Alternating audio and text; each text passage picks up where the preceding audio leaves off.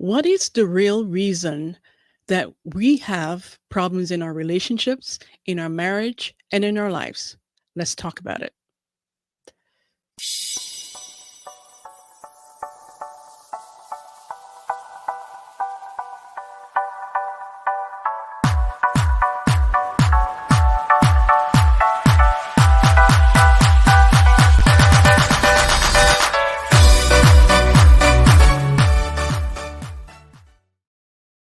Hey, hey, hey, Kharisma here. Welcome back. If you are new around here, hello. Today we're talking about what is the real reason that we're having problems in our relationships, in our marriage, and mainly our personal relationships. And today I have a special guest on the show. His name is Naden, and he is going to help us sort of unpack this, why we're having these problems, and how we can solve them. Welcome to the show, Liam. Hi, Kharisma. Thank you for having me. Yeah, so awesome to have you on. So share a little bit about what you do and who you are with us.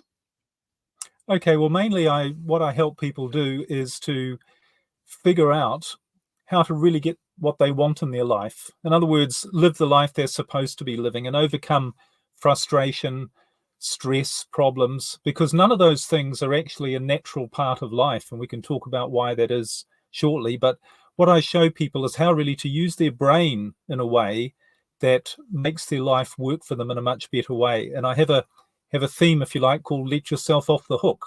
And what let Hmm. yourself off the hook means is to stop trying to make your life work, stop trying to solve your problems by forcing, by stress and struggle, because all of that does is keep you stuck.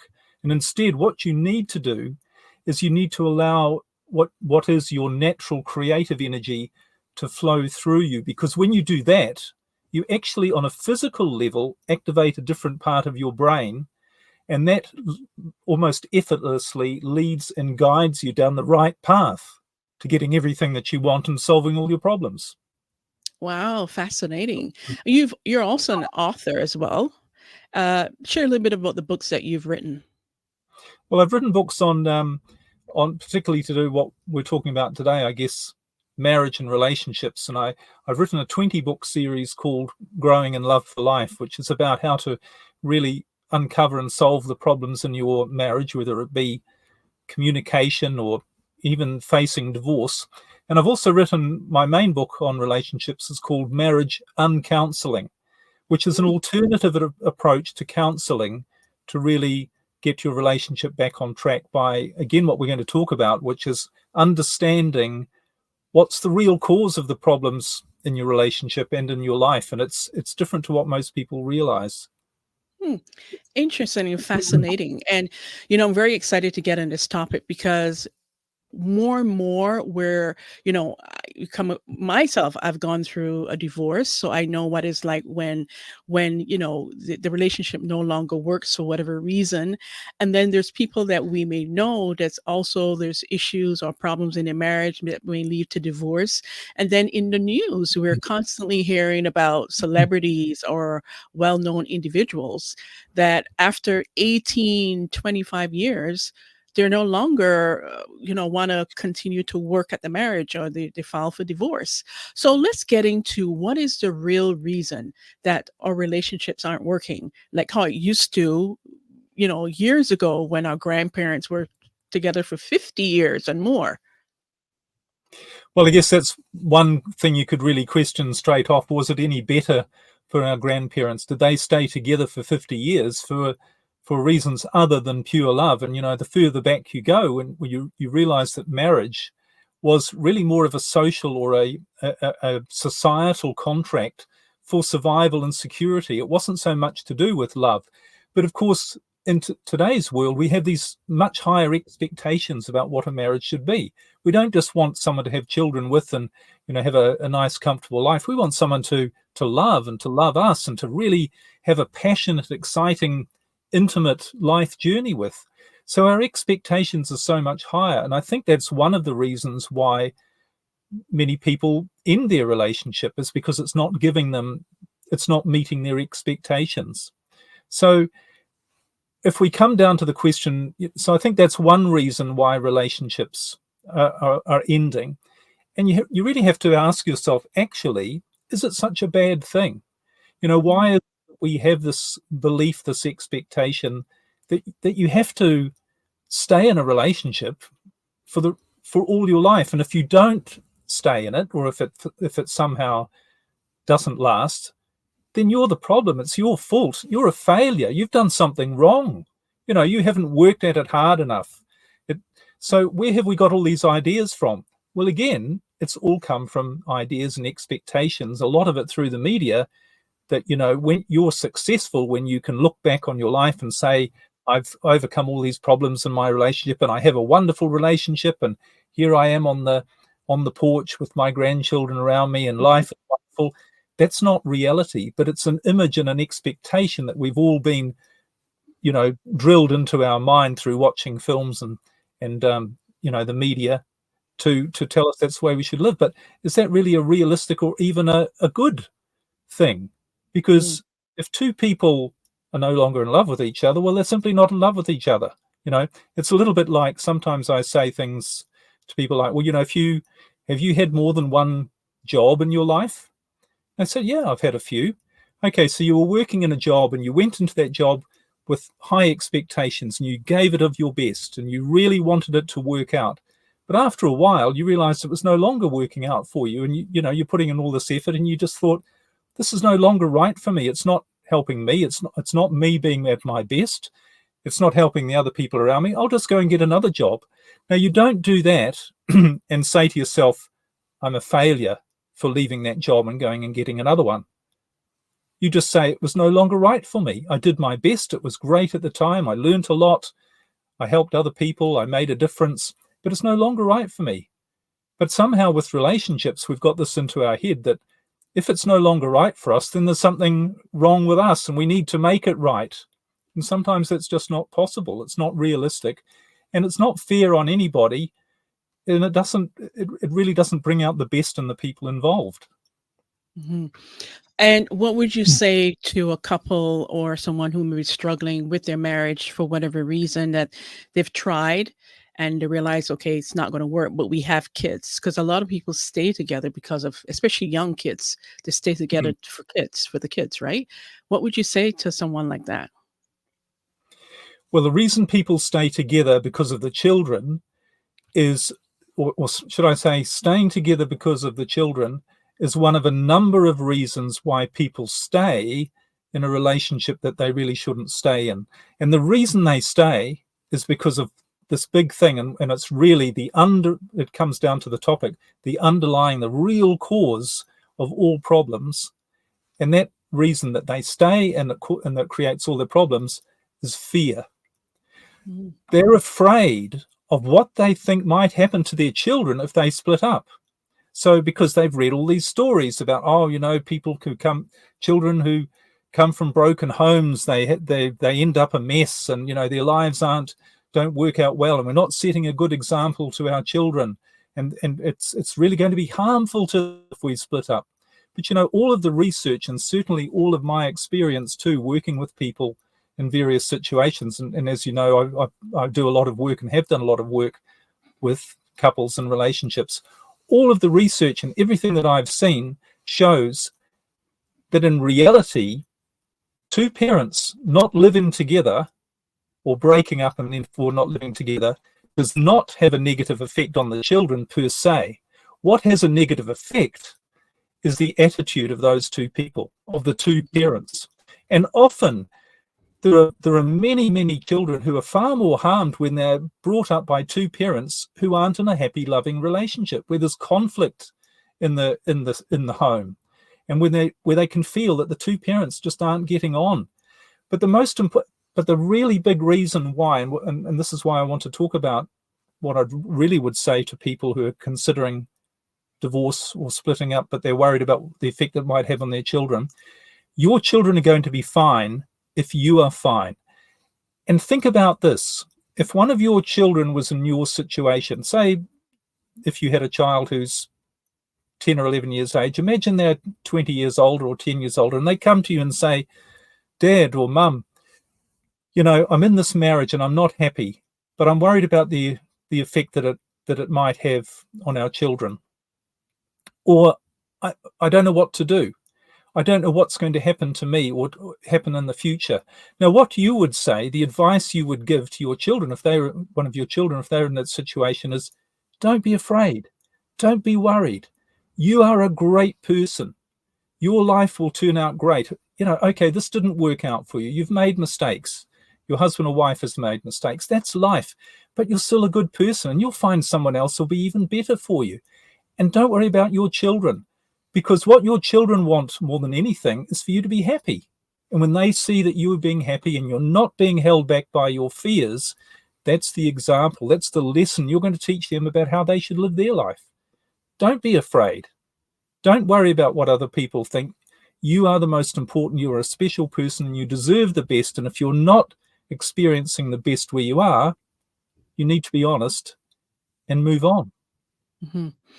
That's sound advice, because we do hear a lot about, when children come from broken homes, that it is very impactful to their lives and to their future. I mean, that can happen it does happen, but not everyone that comes from a broken home, end up on drugs or in some destitute situation. So I do Yeah. appreciate that advice. Well, Go the ahead. thing is, and I think this is so important, and it highlights something. Where do we get these ideas from? Where do we get this idea that so many children are harmed from broken homes? I mean, I think if you were to actually ask most people, if someone was thinking about making that statement, but aren't a lot of children badly affected in a broken home when their parents split up? And if you said to them, show me where you learnt that information from, they'd say, it's just something I heard. Isn't that what everybody knows? I thought that's just the way it was. They couldn't actually pinpoint to you where they got that information from and whether it's true. And so many other things to do with relationships are just the same. They're these myths, these ideas that we've come up with that aren't true. Another one is that no relationship is perfect. Why can't a relationship be perfect? I know of people in perfect relationships who have a great time. You have to work on a relationship. That's another one, another complete myth. Why do you have to work on a relationship? When you first get into a relationship with someone, do you think it's work? Are you working on it? No, you're just enjoying yourself. You're having fun. And the people in great relationships, that's what they do. They don't work on their relationship. They just enjoy being there and they just do the relationship. So many of these ideas that we've got, and that, of course, if you want to figure out why we've got these ideas, well, there's a certain benefit in people giving you these ideas, because then you might spend some money to solve the problem when a problem doesn't necessarily exist. Right. So what would you say to someone who is looking, say, for example, a man who's looking to get into a long-term relationship leading to marriage? What would you say to him in this climate of everything is so charged? The modern women today, they have a lot of, to me, unrealistic expectations of the man or what they want from the man that they want to be with. And men are, they have their own set of expectations. What would you say to a man who's actually looking for a long-term relationship? Well, I think the important thing is to work on yourself and say, what sort of person do I really want to have as a partner? And in addition, maybe to how they look or whatever it is, but what are their attitudes? In other words, what's their outlook on life? And what are they? And this goes beyond, what they're interested in, their hobbies or their career or whatever. But it's really what the way they see the world. And here's the thing: if you decide as a man or even as a woman that you want somebody who's not into drama, who's not into complexity, who's not into making a big deal out of things, and who's not into pain and holding on to hurt. And there are people like that. There are people who have people in great relationships. For instance, one person makes a mistake. Well, what is it? It's a mistake. So the other says, "Oh, you made a mistake. Hey, no big deal. Everybody makes mistakes." Life's great. Let's just get on with it. Forget it. We don't need to dwell on it and analyze it and go into therapy on it. And I don't need to hold on to all this hurt that you have offended me or you have hurt me in some way. Let's just have a great life. Now, if you as a man believe or want a woman like that, a no drama person, a person who's a real go-getter, and I'm just using an example, obviously, because everyone wants something different. But if you want somebody who is really great to be around, fun, doesn't put pressure on you, is a real go-getter, listens to you, truly cares about you, then be clear about that and then say to yourself, what sort of person do I need to be to attract that sort of person into my life? So I need to be a non-drama person. So if somebody comes along and says, hey, take notice of me, and they're into drama, see you later. Sorry, not for me. Bye. Okay, so you become the person that reflects or that's going to be attractive to the sort of person that you want. And you have to know that whatever person that you want does exist.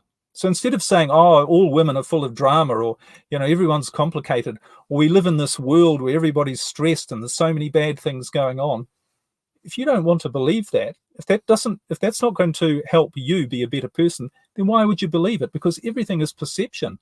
There are people out there who aren't like that. There are people out there who have great lives without all the drama and the stress and the complexity.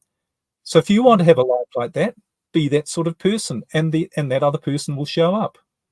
So, in other words, be that person that you want to attract, because there is this belief that we attract who we are. So if we want someone who's, like you said, non-drama, not making a big deal about things, but yet we're kind of into drama, that's who we're going to attract. We're going to attract the people who are going to create the drama, create the chaos, and it's not going to be a peaceful, cohabitative relationship. So that makes sense.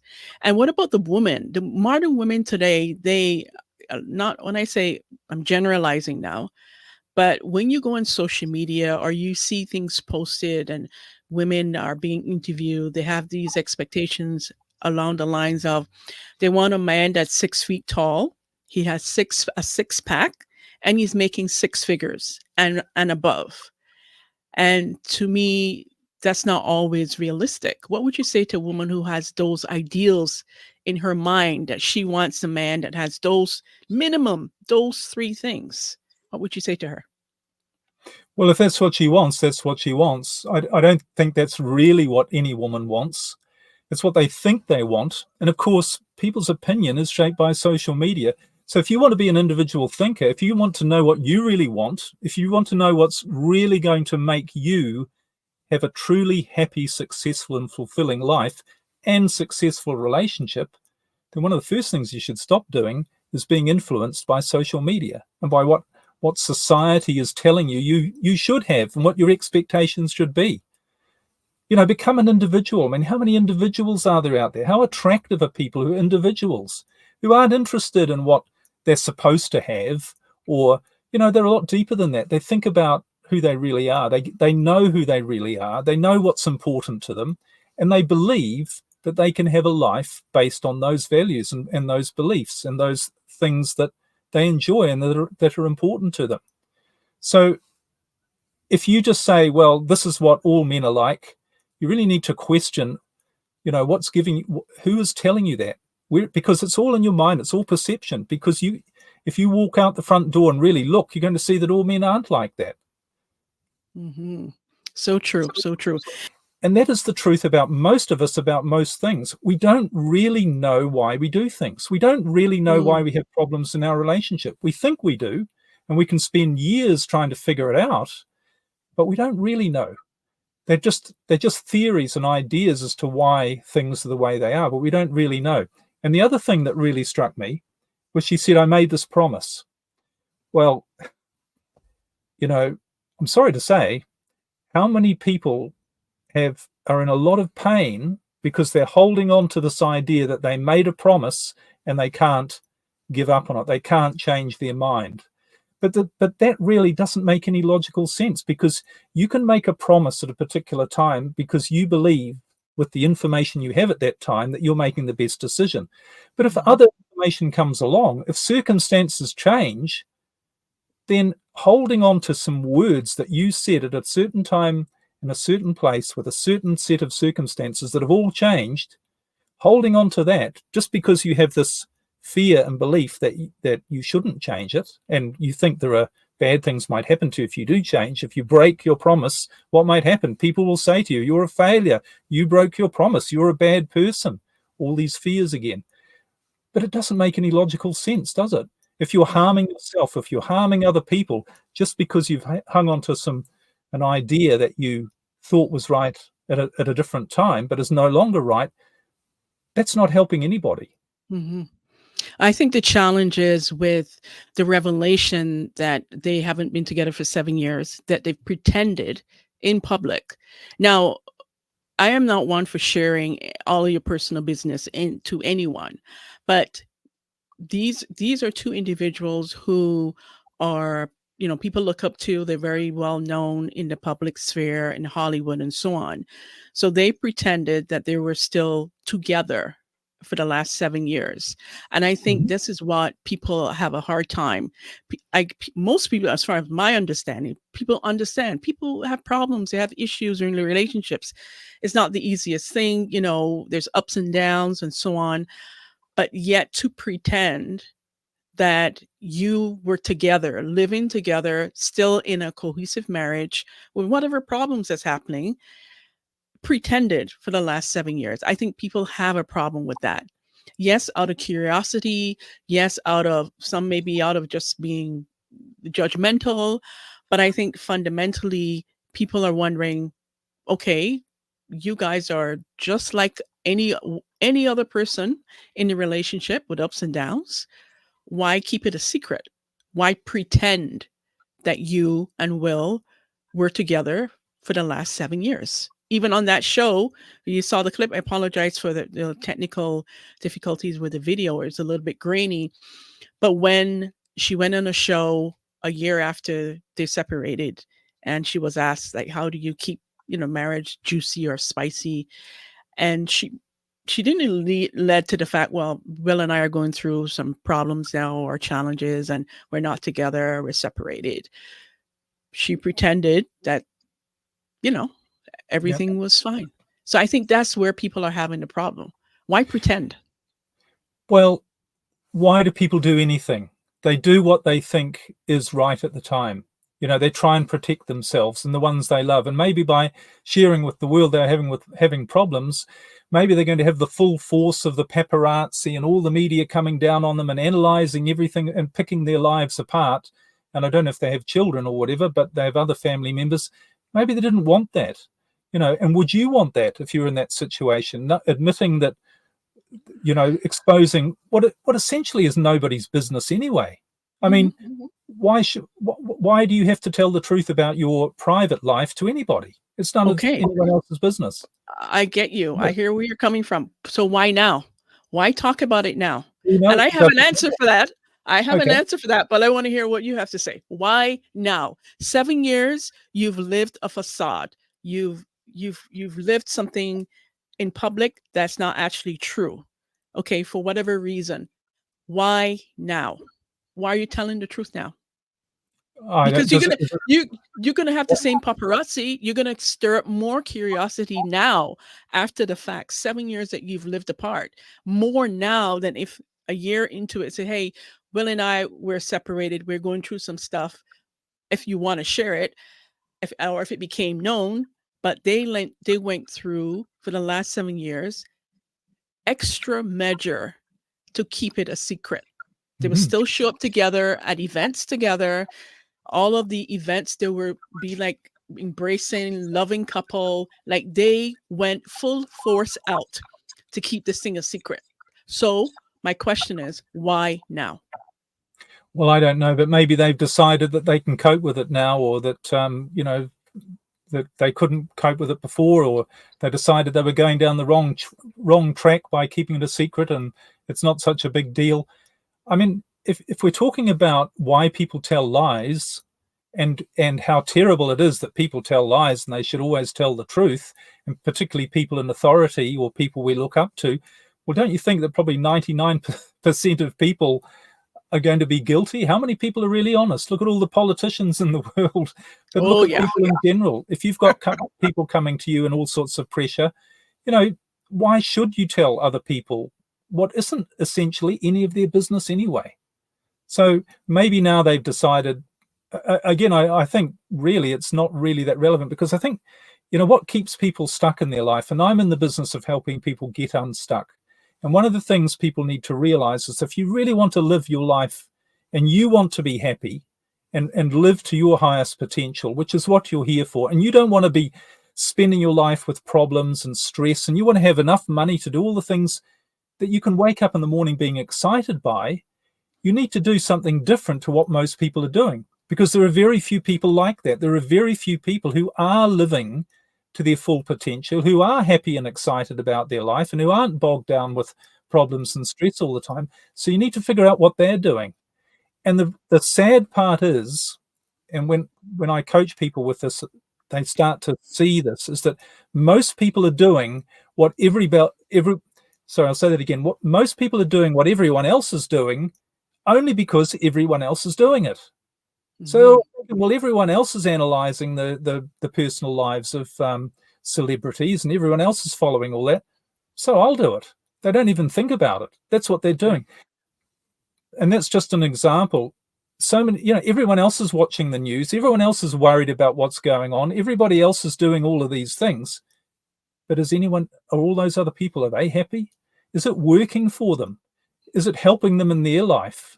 And you've really got to start questioning, maybe I need to do something different to what everyone else is doing, because if I don't, I'm going to get the same result as everyone else. I'm going to go down that track of stress and feeling that the world's, got all these problems in a bad place, and me not really having as good a life as I could.